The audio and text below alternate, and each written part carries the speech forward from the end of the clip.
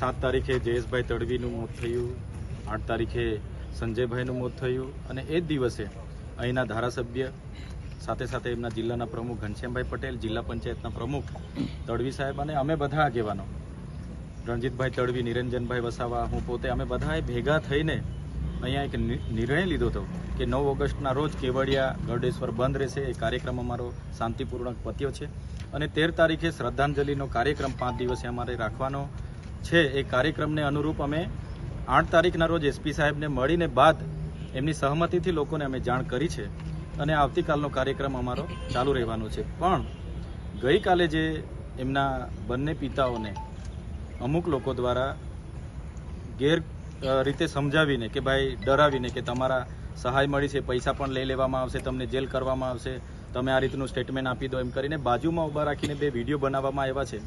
ત્યારે આ ગંભીર બાબત છે. અમારો કોઈ એજન્ડા આમાં નથી. આ કાર્યક્રમનો હેતુ માત્ર આવતીકાલે જઈને ફૂલ અર્પણ કરીને અમારો જે વ્યવહાર હોય છે, ભેટ હોય છે, એ ભેટ આપવાની છે અને બધા છૂટા પડવાના છે. આમાં અહીંના લોકલ સાંસદ જસુભાઈ રાઠવા, મનસુખભાઈ વસાવા, ધારાસભ્ય દર્શનાબેન વસાવા, હું પોતે અનંતભાઈ પટેલ, સાથે સુખરામભાઈ રાઠવા, છોટુભાઈ વસાવા, બધા જ આગેવાનો આવવાના છે. અને આ કાર્યક્રમમાં કોઈ ભાષણબાજી, કોઈ સૂત્રોચ્ચાર કે કોઈ પણ જાતનો કાર્યક્રમ નથી.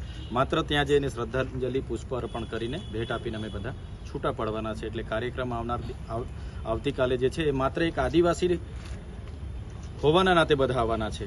એટલે આવતીકાલનો કાર્યક્રમ રાબેતા મુજબ છે. બાબતને લઈને એસપી સાહેબને અમે મળ્યા છે.